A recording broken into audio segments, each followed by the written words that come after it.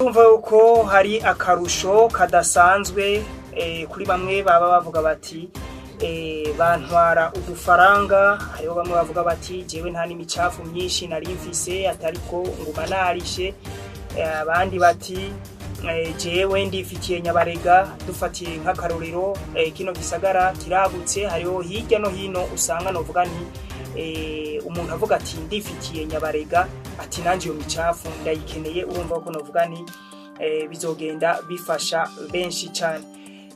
Reka tugende dusimbiza kwa Eric Niyongabo mu kurangiza akabijya muri rusangi ka KRC. Umwene gihugu wese ariko aradukurikirana yoca yumva nakahe mubazaniye nk'akabijya novuga nti special. Akabijya novuga nti kaje kazanywe na KRC sakandi.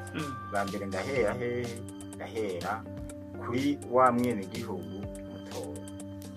Umwene gihugu twebwe nka KRC kabijya tugomba kuzana nuko bwa mbere mu bikorwa tugiye gukora tuzobaha inyigisho zijyanye n'itandukanywa ry'iki imicafu. Umuntu amenye ingorane ashobora guterwa no kudatandukanya imicafu, cyangwa amenye ingwara zishobora kugira ni guturuka ku micafu. Hama ikigize cya kabiri nuko twebwe tugiye gukora nk'iki ishyirahamwe naryo n'igikwiye. Biga muri ico gihe tumaze kwegeranya imicafu twagomba kuyihingura. Ibyo duhingura tuzobikoresha bizogaruka gukora hehe muri rusange mu bene gihugu, tuzobikenera nabo nyene babikeneye. Hama ikindi naco hazoboneka n'ubuzi kuko ico n'igikorwa kireki, igikorwa cagutse kitazokorerwa ngaho Igitega gusa, kizokorerwa ahashoboka hose. Twebwe bivanye n'ibyo tuzoba dufise dushobora gushika muri ico gihe naco twebwe twovuga tuti no musi tugize KRC si twebwe twenyene twoshobora kubikora ivyo bikorwa, tuzokenera abadufasha. Hama habe ubuzi utangwa ry'ubuzi uvuga nti nakarusho. Kandi ikindi naco tuzoba dufashije kugirane gukingira amagara y'abantu no gukingira. Reka tugushimire cyane, tugende turangiriza kwa Niyomwungere Fiesta asanzwe arongoye rino shirahamwe KRC aha mu ntara ya Gitega. Fiesta namwe mwo turangiriza mutubwira novuga nti n'urongoye shirahamwe KRC akabijya novuga nti muzanye novuga nti mu ntara ya Gitega.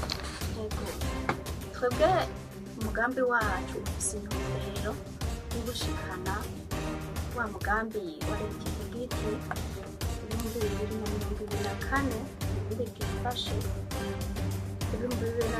2040 Burundi bwifashe 2060 bwifashe. Bisigura yuko ubunye urabona yuko hari abajene benshi bicaye. Twebwe dufise intumbero yuko KRC mu bisanzwe ni ishirahamwe ryagutse. Twebwe tumaze kuba twegeranya iyo micafu twababwiye, nk'uko Eric yabivuze nyine tuzotanga ubuzi. Tuzoba dukeneye abajene benshi badufasha kuko tuzoba dushaka yuko abajene nabo dutera imbere.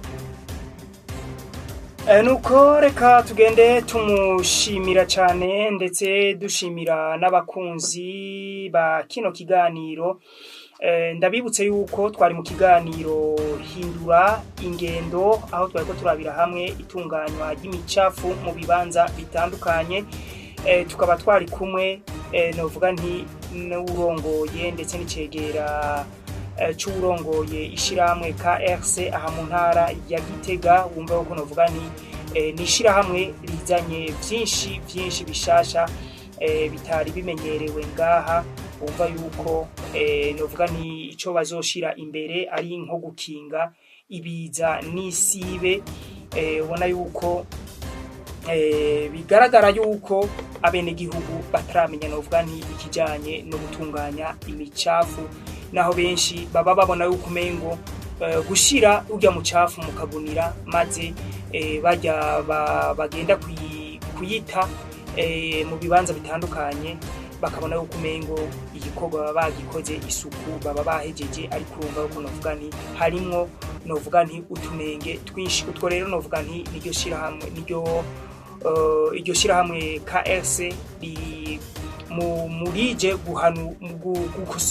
gukosora novuga nti utwo tunenge.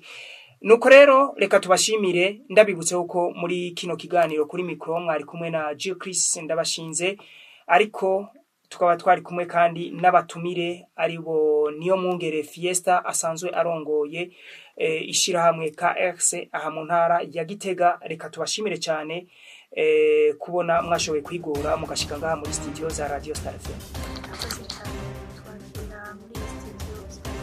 Twari kumwe kandi na Eric Niyongabo asanzwe ari icegera cy'urongoye ishirahamwe KRC ngaha mu ntara ya Gitega. Ndabashimira cyane bamwakiriye tukaza guhamagarira abarundi. Nuko rero reka ndabifurize kubandanya muroranirwa mugira n'ibihe byiza.